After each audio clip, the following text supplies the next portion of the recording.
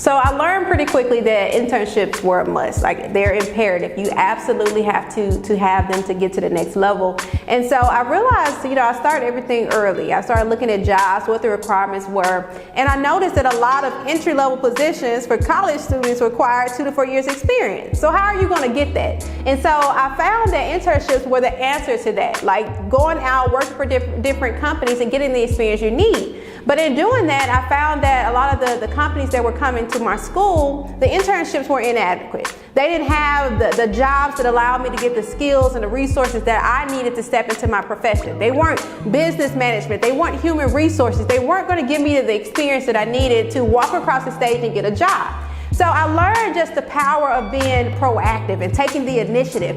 So if you're looking for an internship, you need to go out there, you need to call some companies. Ask them, do you have an internship program? If they don't have an internship program, ask them, are you willing to take on an intern? That shows that you have ambition. That shows that you truly have the drive that they're looking for, and you may be a potential employee of theirs. So don't be afraid to go out there. Don't be afraid of no.